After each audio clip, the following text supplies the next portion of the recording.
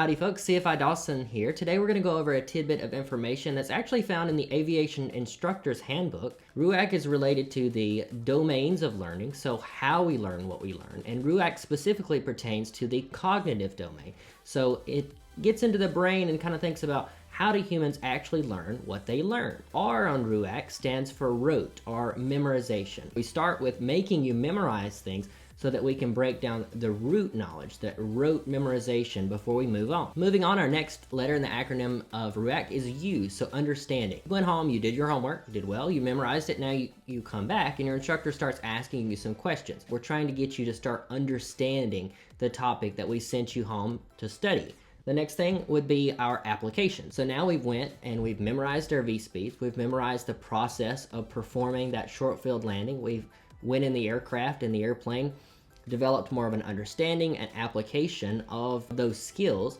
Now we're going to start correlating those. They're like, okay, I'm performing what I've memorized and I understand how to perform and execute the short field landing. Now we can start to really correlate the differences between a normal takeoff and landing, short field takeoff and landing, maybe even the saw field takeoff and landing when we get there. Because for that private pilot check ride, and then even for your commercial check ride and for CFI check ride as well, you will have to do those either from the left or the right seat. It'll be the little bit of difference for CFIs. CFI Dawson here, thanks for watching.